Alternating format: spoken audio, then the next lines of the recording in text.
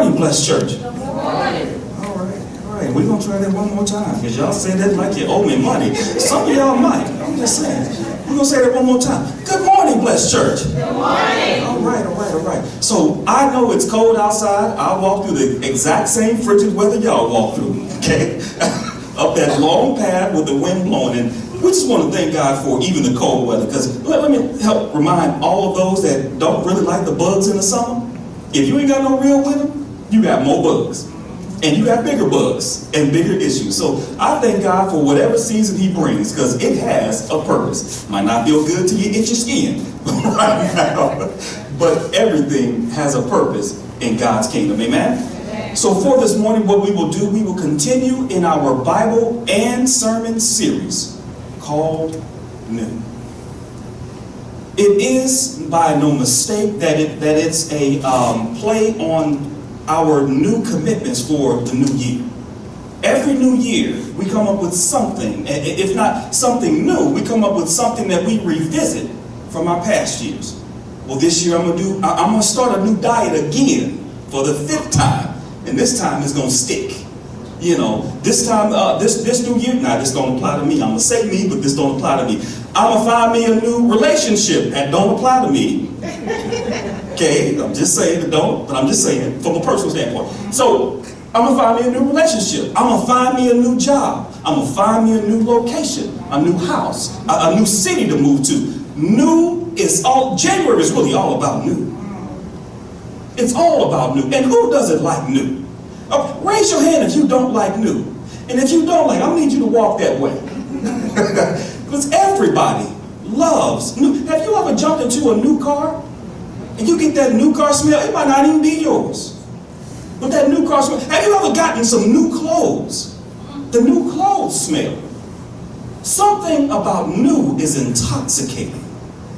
What I would pray for, and what I am praying for, and what I really desire is that we begin to associate that feeling and that emotion that we get from newness to God. For all of us who are reborn through Christ have all received new. And God is really the inventor of new, if you didn't know it. And Genesis 1:1 is really speaking the first new that the world and the universe has ever seen. When it talks about in the beginning, God, when God opened his mouth and said, let there be light, we have the first example of new. New comes from our God. God is the King of new. He's the God of new. He's the Father of new. So the emotions and the feelings and the excitement that we get when have y'all ever walked up to your doorstep right after work and seen that Amazon box on your doorstep? Somehow or another, your steps get a little faster. You run up to that door. You know what's in the box. You don't care. It's something new. That same exact feeling, it's the same exact excitement we should get when we talk about our new life in Christ. For all of us have been reborn. If you are a Christian, if you are a child of God, if you are saved, if you are a saint, you have been reborn into something new. So Ephesians chapter 2, Ephesians chapter 2, verse 1, Paul is writing to the church at Ephesus. And in this chapter, what we find is our transition. When we're talking about reconciliation is really what we're talking about when we talk about this whole new thing. And we're talking about old life, new life sort of thing. But in order for us to get from that old life, we have to be reconciled. And so we talked a little bit about that last time. And here I want for us to see in this passage how Paul capsulizes the whole transition from old to new. And so he writes in Ephesians chapter 2, verse 1, and you he made alive, who were dead in trespasses and sins, in which you once walked, according to the course of this world, according to the prince of the power of the air, the spirit who now works in the sons of disobedience, among whom we all once conducted ourselves in the lusts of the flesh, and fulfilling the desires of the flesh and of the mind, and were by nature children of wrath, just as the others. But God, who is rich in mercy, because of his great love with which he loved us, even when we were dead in trespasses, made us alive together with Christ Jesus. By grace, you have been saved. There's so much encapsulated and packed within those few verses. And in those few verses, he really starts off with how we become new, how we get this new. And he says it in the first few words, and you, he made alive. I understand that the lives that we're living, they feel like we're live and breathing, and there's oxygen flowing through our bodies and through our lungs, and blood is flowing through our bodies, and that's what we call life. But here, Paul is reminding us that true life comes only by God. So that thing that you're living, that thing that you're existing in, that thing that you call life, ain't life if it ain't with God. True life, true living, true liveliness comes from God. All of us have a birthday. Everybody here has a birthday. No matter what year, what month, you have a birthday. But every one of us ought to have a rebirth date. Yes, you can be living physically, but what good does it do to be living physically if you're not living spiritually? That rebirth is a spiritual birth.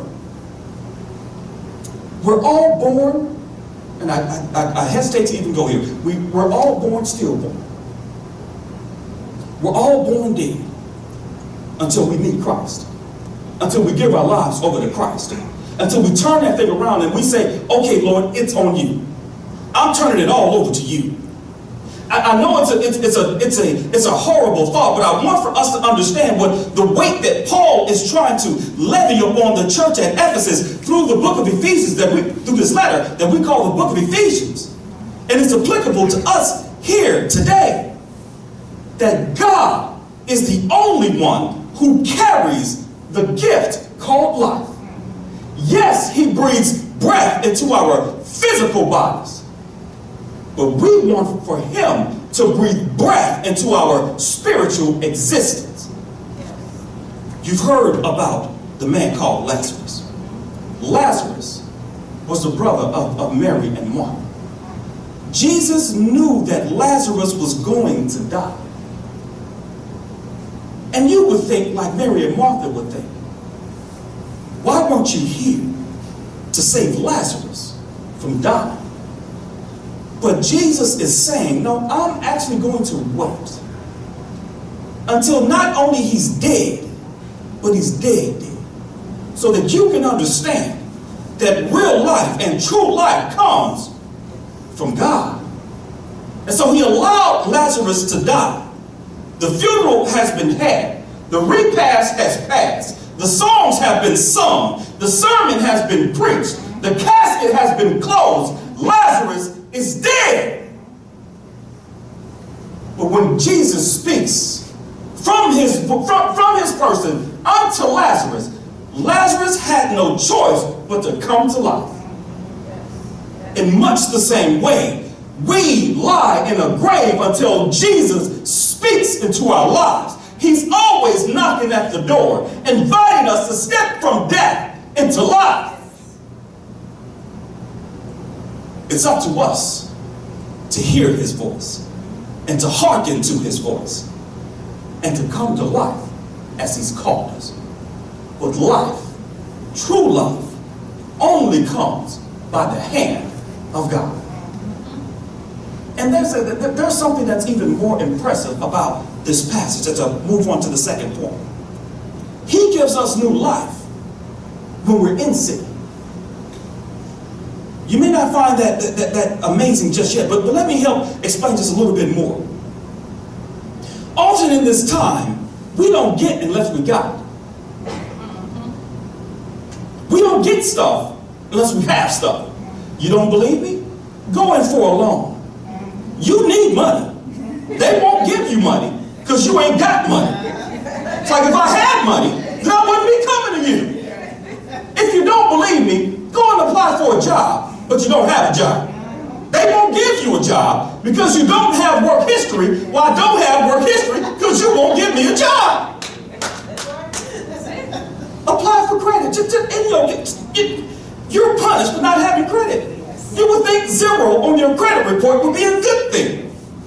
Absolutely not. And they will charge you higher interest because you don't have credit. It's like, well, how can I if you won't give it to me? In order for you to get, you already have to have it. But God doesn't have the same criteria.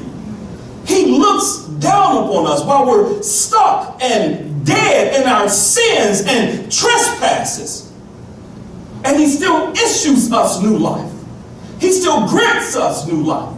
He tells us back in verse 2 that we were dead in our trespasses and sins according to the course of this world. Don't raise your hands when I ask this question, but how many of us have done something because it's okay by way of the world?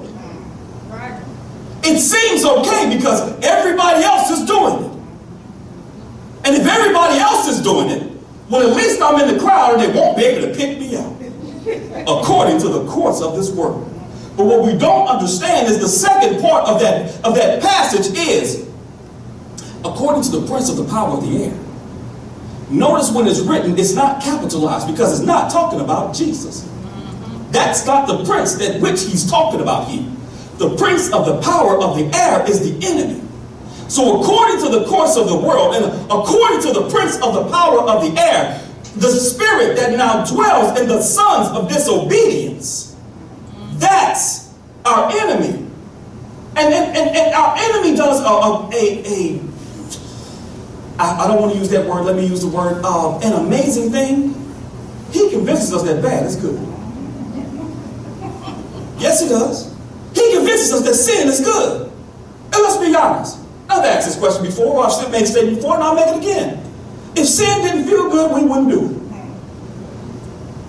it. If sin didn't sound good and feel good, we would not do it. He makes a way for sin to feel good to our senses or seem good to our senses.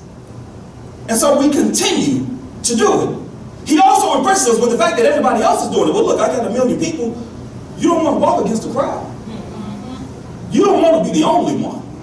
You don't want to be left out. He even inflicts us with peer pressure beyond our school years. We think peer pressure is just an elementary, a high school type of thing.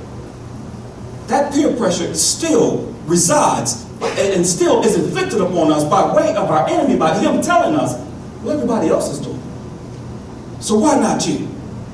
All your friends and all your loved ones are doing it. So why not you? You don't want to be the black sheep. You want to blend in with the crowd. And that's where God finds all of us. There is nobody who's been saved by God can ever call themselves perfect, sinless, without fault. I've had no trespasses. I've never offended God. I've never done anything wrong. See, we were all born in sin. All of us were born in sin. And as we are born in sin, then all of us are guilty of sin.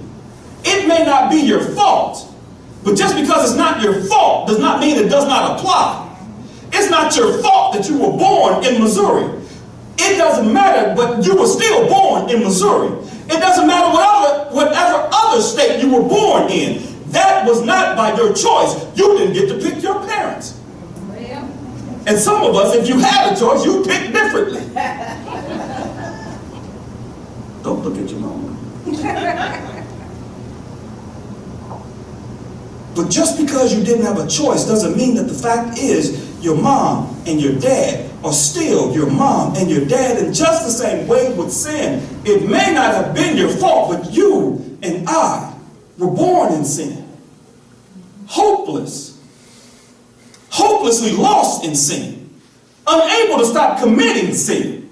Unable to stop being attracted to sin. And he spends a good portion of this passage talking about how lost we are. Because I believe that he needed the people at Ephesus to understand that the world you exist in is not the world that your God has called you to. and that you are hopeless without him. Yes. Yes. No matter how rich you are, there were rich people in the church. No matter how rich you are, you're hopeless without him.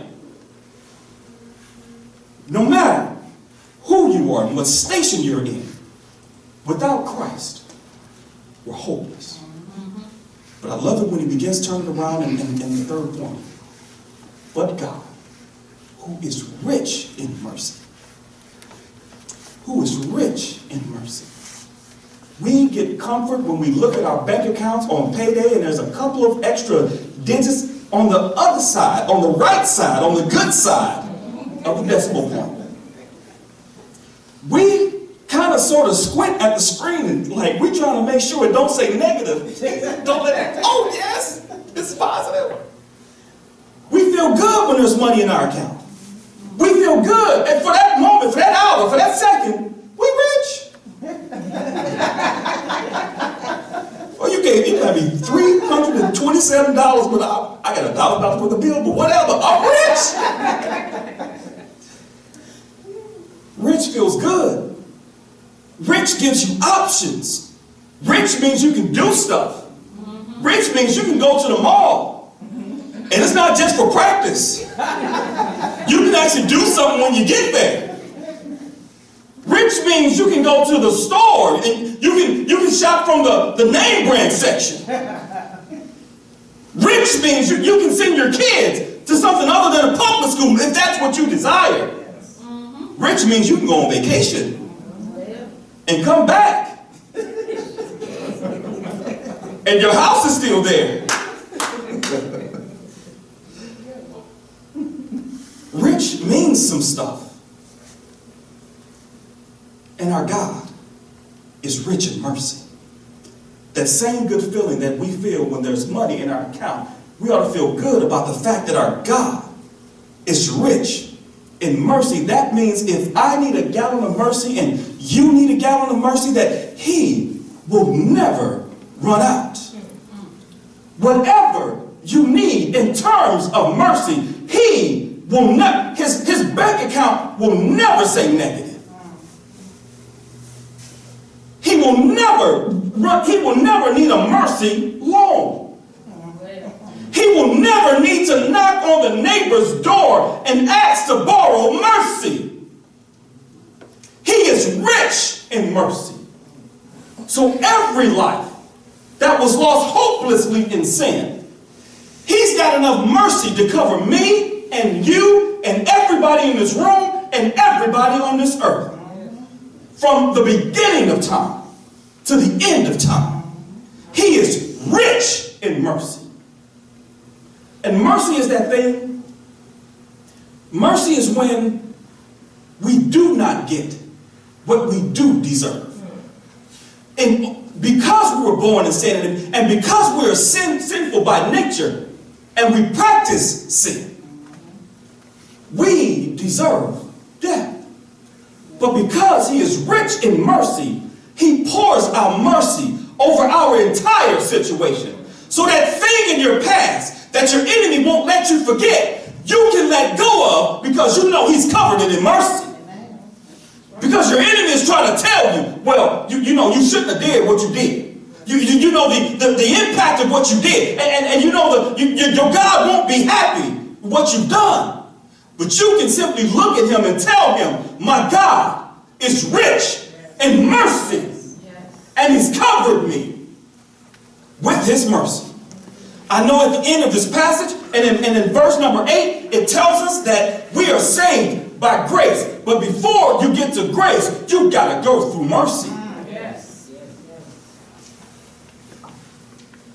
What good is it if you're sitting on the side of the road, if someone helps to push you out of the way of traffic so you can stop offending everybody else in traffic waiting to get by? What good is if they just help and push you to the side? Thank you for your mercy, but I'm still stuck. I'm still not at home. I'm still out in the cold. Thank you for helping me not offend everyone else that's coming up in traffic. Thank you. But I still need something else. I need somebody to give me something, a gift that I do not deserve. So thank you for not giving me what I do deserve. Now, God, I need you to give me what I don't deserve. We all don't deserve grace, but he reaches in his other pocket. This pocket is mercy. This pocket is grace. Both of them will always be filled. He's rich in mercy and he's rich in grace. And every time we need him, he is always there to supply all of our needs. And I wonder, as he's writing this, if Paul is thinking about his own life. I wonder while he's writing this letter, if Paul is thinking, this thing of mercy that I'm speaking of, I remember there was a time when I needed his mercy. I wonder if this is more of a testimony of Paul than just a letter to some people that whom he started a church with. You see, in Acts chapter 9 is where Paul is converted. Where Paul is converted from sinner to saint. At the beginning of the chapter, Paul is on the road going to a city called Damascus. On his way to Damascus, he does run into a light, but see, he's not going to Damascus for vacation or anything else. He is going there to incite a riot. He is going there to commit murder. And guess what? The murder that he's committing was allowed, and it was legal at that time. He had a letter. He had a letter that permitted him to kill Christians. The Christians at that time were his enemy. Can you imagine if God gave you a letter, or anybody, not God, if anybody on earth gave you a letter, you could kill off your enemies? You would wake up with a butcher knife. You don't even own an AK, don't know how to operate an AK. You would get an AK. Jesus, there wouldn't be nothing left of your enemies. This was Paul. And they said, if you do what you love, you will never work a day in your life. Up to this point, Paul never worked a day in his life. He was doing exactly what he loved, killing off all of his enemies.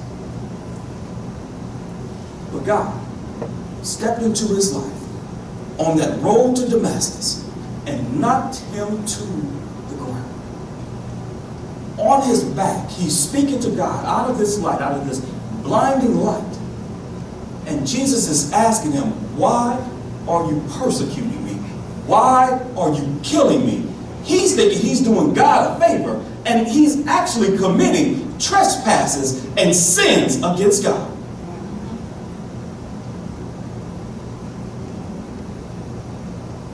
Jesus asks, why are you persecuting? He's blinded after this interchange. Can't see. Can't see. Approached by a Christian, one that he was actually going to kill. Because God sent this Christian to go and lay his hands on Paul, and that's how Paul then regained his sight. In his transition from his sinful state to his sainthood, he was blinded. His transition wasn't all that he wanted it to be. From his dead life to his new life. He got that new life by way of God. He got that new life while he was on his way to commit sin. He got that new life because Jesus, God, had mercy on his soul and poured grace upon him. Yes, he was blinded for a few days, but it was worth it for that new life. In much the same way, a lot of our lives seem and look just like Paul's. We are living good lives, and we don't see the problem with our lives. We think our lives are good. I go to work. I pay my taxes. I show up on time. I do what I'm supposed to do. So I should be good. But what if your good ain't good enough? What if your good doesn't measure up? What if your good doesn't please the one that you're being good for? Our good ain't good enough unless our good is God enough. We've got to make that transition. And look, the transition from sinner to saint ain't always a pleasant transition. It's not meant to be a cakewalk. It's not meant to be a road lined with roses and flowery things. He does tell us to take up our cross and to follow him. But there is something that he also promises us, that he will never leave us and that he will never forsake us. Our enemy wants to make us think that every day will be a good day. Our God unveils the truth to us. It's not always going to be a good day. But what he does promises us is that I'll be with you through the valleys of time. And just because you're on a mountaintop doesn't necessarily mean you have a good day. Mountaintops are also places for trouble. People throw rocks at people on mountaintops. People try to knock you down when you're on a mountaintop. Envy and jealousy makes them try to remove you from your high pitch in life. You try to tell them, you give them your testimony, this is what God did for me, and blah, blah, blah, all the while they're thinking, yeah, let me go ahead and find a way to yank that carpet from underneath your feet. But God tells us that he will always be with us, whether in the valley or on the mountaintop. That's what we get with this reconciliation thing. That's what we get with this new life thing. We get relationship. Every religion is the same until we get to relationship. For you and I to enter a room where God is present, there needs to be some reconciliation. There is only one source for reconciliation, and that's God. That reconciliation brings us new life, and that new life comes to us while we're in sin. And it comes through the mercy and the grace of our God. It tells us in John 3 that God so loved the world that he gave his only begotten Son. This means something to me because I only have one child. And I just want to let you know, if your life was based on me giving you my child, we may want to go ahead and make some arrangements for you right now. But God loved us so much. He loved Brad so much. He loved you so much that he gave us his only Son. When Jesus showed up here over 2,000 years ago to be born unto a virgin on this mud ball of a planet that we have, he was sent here to die. He wasn't sent here for celebration or anything else. He was sent here to die. And his purpose for dying is so that you and I would have access to the Almighty, to the eternal, to the everlasting, to the all-powerful God.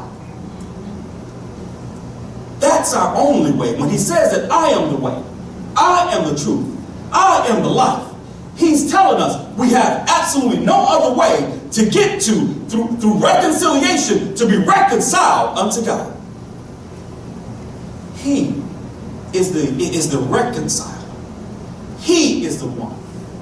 He is our Savior. And by way of Jesus Christ, we have access to God. 2 Corinthians chapter 5 tells us that we are living in tents right now. I don't know if you've ever been camping. I haven't. Don't plan on it.